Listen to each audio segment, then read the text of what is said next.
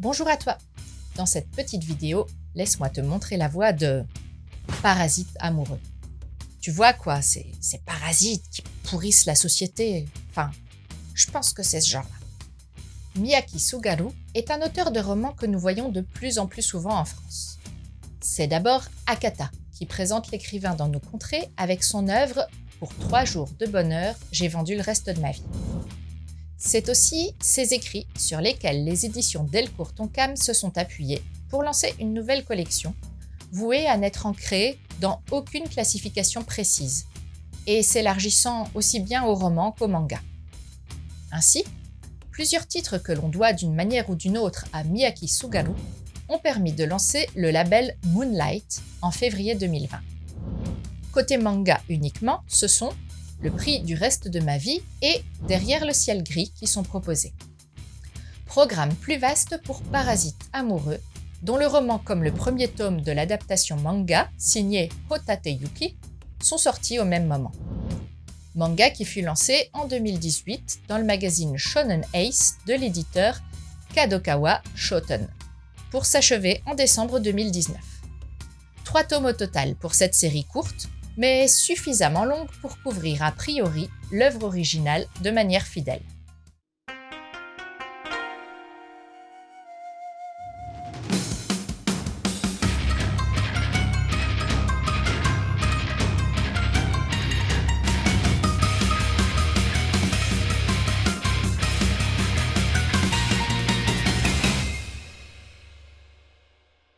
Kosaka Kengo est un chômeur qui ne sort pas de chez lui. Et pour cause, ce dernier souffre de troubles obsessionnels liés aux parasites et ne supporte pas le contact avec autrui. Des tocs qui l'ont poussé à s'enfermer chez lui et à nourrir une haine de l'isolation au point que Kengo ait développé un malware ayant pour but de couper les communications entre appareils mobiles le soir du réveillon de Noël, et ce pour empêcher les couples et les proches de se rejoindre. Sa manœuvre est découverte par un homme mystérieux qui décide de le faire chanter. Pour ne pas être dénoncé aux autorités, Kengo devra s'occuper de Sanagi Ijiri, une adolescente de 17 ans qui ne fréquente plus le lycée. 2 individus souffrant de troubles différents, mais qui se rapprocheront lors de ce rapport forcé, et qui pourrait devenir de plus en plus sincère au fil du temps.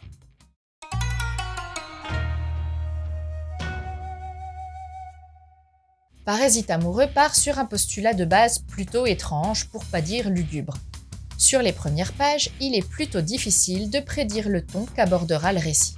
Suit du mystère, de la mélancolie, un peu des deux, mais on est d'abord tenté de privilégier l'aura étrange, notamment parce que les 2 protagonistes eux-mêmes arborent des comportements singuliers, tandis que le mystérieux commanditaire de la mission n'a rien de très net. Mais la mise en bouche n'est pas forcément le reflet de l'ensemble du volume, car petit à petit, des réponses quant aux 2 individus que sont Kengo et Ijiri nous sont délivrées, ce qui permet au récit d'aborder un des sujets centraux, celui des troubles obsessionnels. 2 personnages incompris par la société, qui ont du mal à se fondre dans la masse et qui commenceront à aller de l'avant au contact de l'autre. L'intention du scénario se révèle alors percutante, notamment pour un lecteur concerné par le sujet ou dont l'entourage compte un individu souffrant de ce type de comportement. C'est alors que toute l'ambiance douce et mélancolique se met en place, via la complicité toujours plus forte entre les 2 protagonistes, qui se révéleront à chaque fois un peu plus attachants. Le hic viendra de la différence d'âge entre les 2, une dizaine d'années. Kengo ayant 27 ans, tandis que Ijiri est encore mineure et lycéenne de surcroît. Fort heureusement, pas de rapport charnel entre les 2 personnages. Tout reste très platonique, de manière à situer leur relation sur une échelle presque mystique, ce qui sied parfaitement au récit pour le moment. On se laisse donc happer par les jours nouveaux vécus par les 2 personnages, et toute la tonalité qui s'en dégage. Quelques facilités de temps en temps néanmoins, des quiproquos notamment, mais tant d'éléments qui sont justifiés par les psychologies des 2 principaux personnages.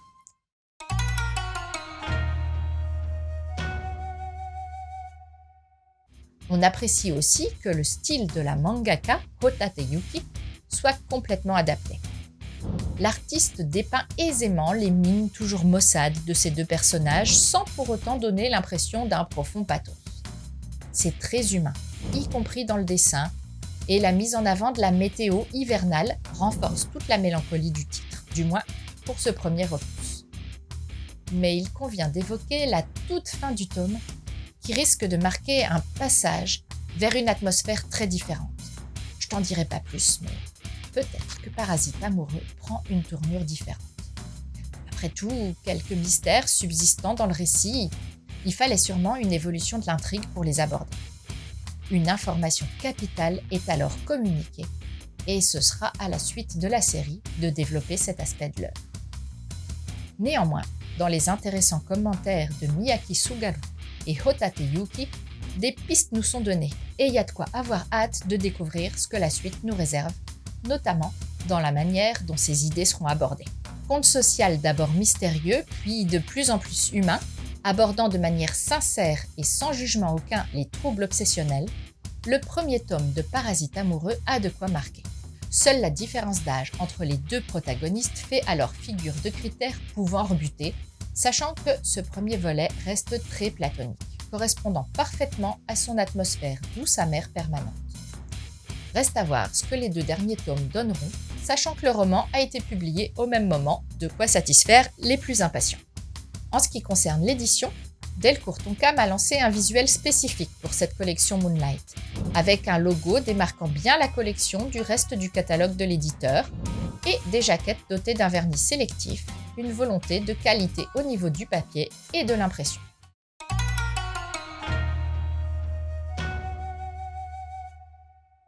Pour les conseils de lecture, je te propose le célèbre Parasite d'Iwaki Hitoshi. Pourquoi ? Ça parle là aussi de parasites, non ?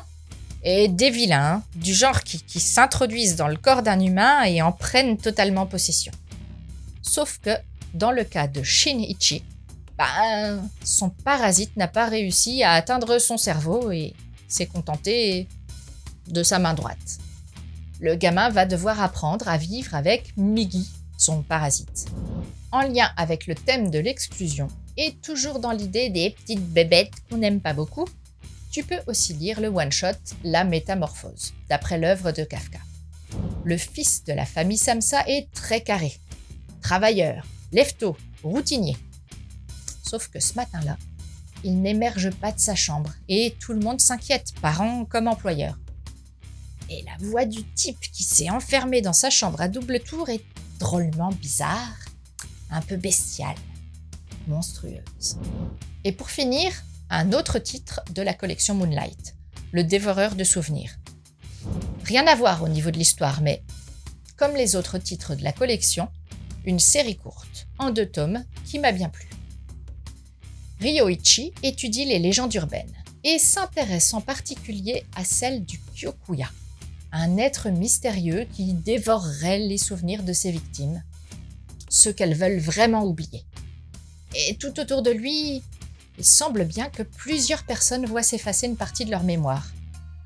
Jusqu'où va le conduire son enquête ? Et voilà, c'était Edaria. J'espère que cette petite chronique t'aura donné envie de découvrir Parasite amoureux. Je te laisse et continue de suivre la voie du manga.